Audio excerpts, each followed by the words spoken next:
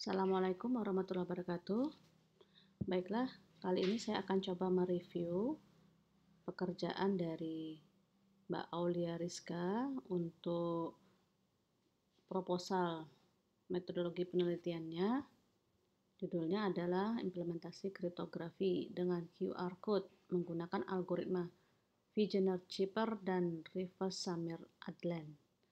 Oke, untuk judulnya sudah cukup. Kemudian ini sudah ada cover, sudah betul. Nah, setelah cover, yang wajib harus Anda kerjakan adalah abstrak. Jadi ini Mbak Aulia belum ada abstraknya. Ya, jadi silahkan dikerjakan dulu abstraknya. Kemudian bab 1, oke, sebelum bab 1 diusahakan kalau sudah ada abstrak bisa membuat daftar isi ya, daftar isi, daftar gambar, daftar tabel, dan lain-lain. Kemudian masuk bab 1, latar belakang, oke. Ini tentang objek penelitiannya ya, objek penelitiannya bahwa untuk presensi perkuliahan. Kemudian ini tentang UAD. Nah, tentang UAD ini ada 2 paragraf. Nah, ini paragraf yang pertama ini hanya 4 baris. Ya, 4 baris, kemudian paragraf selanjutnya masih tentang UAD. Maka sebaiknya disatukan saja ya. Jadi ini dengan ini disatukan karena sama-sama menceritakan tentang UAD. Kemudian selanjutnya ini ada tentang QR code-nya. Oke. Nah, di sini Anda menuliskan tentang QR code. Nah, tapi di sini tidak ada citasinya. Jadi setiap sesuatu hal yang bukan merupakan hasil dari pemikiran kita, melainkan diambil dari referensi lain, itu harus ditulis referensinya, harus disitasi. Jadi ini diambil dari mana ya, sumbernya mana, itu harus ditulis ya. Karena memang kita tidak menulis sendiri, melainkan mengambil dari orang lain ya. Jadi ini belum ada citasinya tentang QR code. Begitu juga tentang kriptografinya, ini belum ada citasinya. Tentang Vigener-Chipper-nya juga. Oke, ini salah satunya ada ya. Nah, seperti ini. Nanti untuk yang lain dilengkapi. Oke, kemudian di paragraf terakhir di latar belakang masalah sudah merumuskan ya.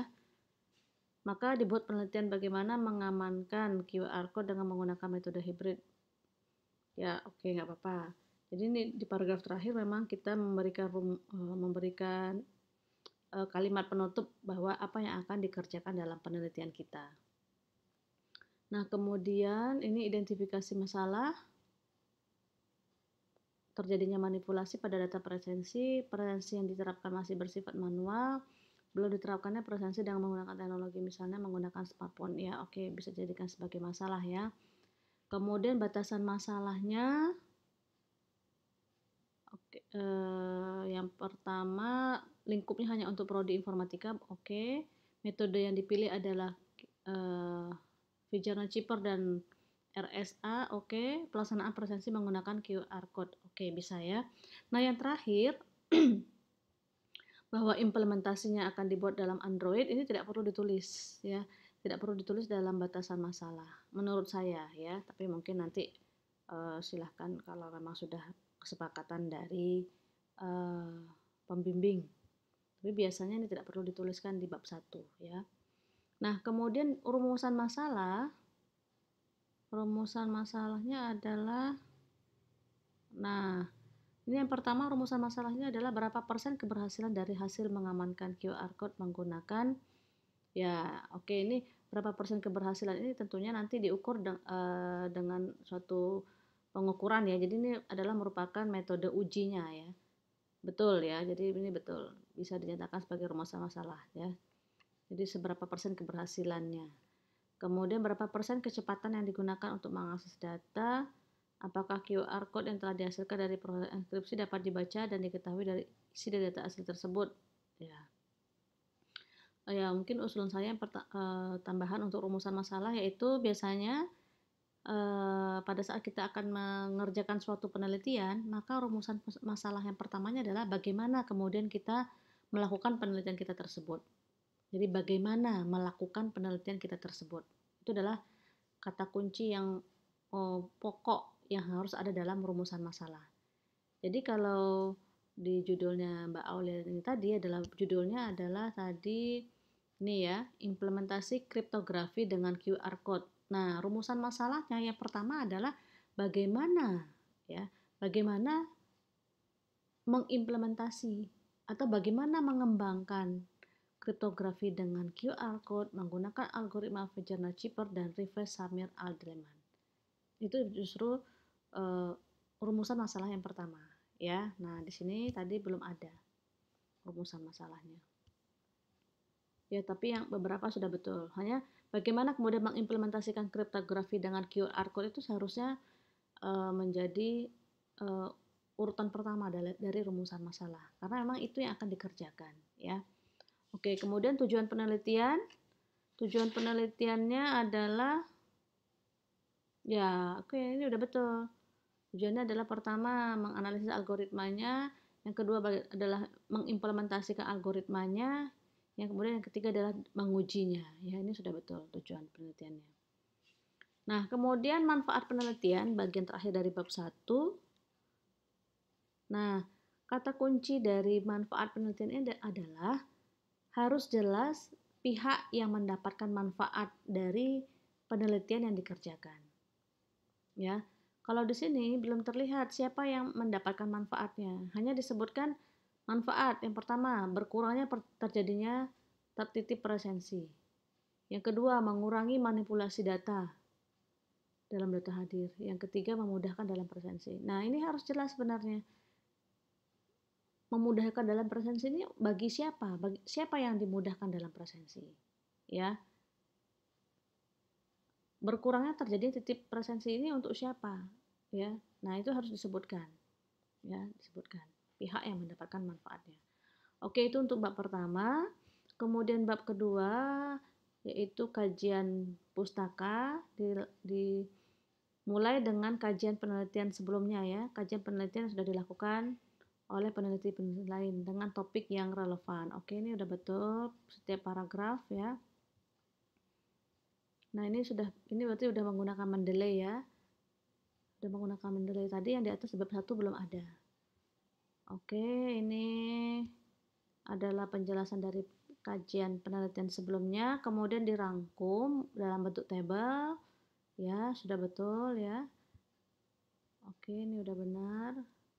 Kemudian dilanjutkan dengan landasan teori ya, landasan teori bab 22. Keamanan data, oke. Kemudian QR code-nya sendiri kriptografinya di mana? Sini.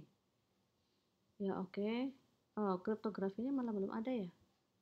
Nah, justru kriptografinya dulu ini harusnya ada. Kemudian QR code-nya ya. Terus kriptografinya di bawah. Oke.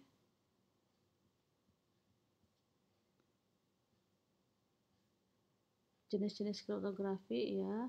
Oke, ini belum ada sitasi ya, belum ada sitasi. Kemudian ya, ini adalah algoritmanya sendiri.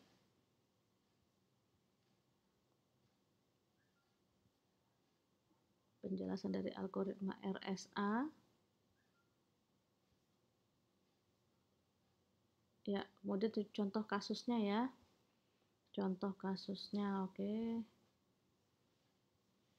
Oh, contoh kasusnya malah tidak ada, kok paragraf semua ya. Padahal tadi ada rumus-rumusnya. Nah, ini kan tadi adalah rumus-rumusnya untuk algoritma RSA. Nah, untuk yang studi kasus kok malah hanya cerita dalam bentuk kalimat, tidak ada rumus. Nah, ini jadi harus jelas ya. Contoh kasus itu adalah bagaimana kita mensimulasikan, membuat kasus dengan metode yang kita pilih ya.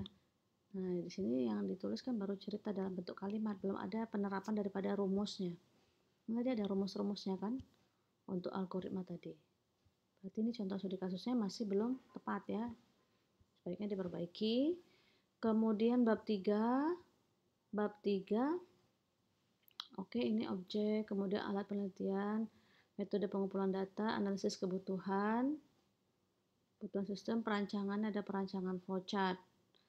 Perancangan flowchart system. Nah, ini saya baca kemarin flowchartnya kok banyak sekali. Perancangan flowchart sistem mahasiswa.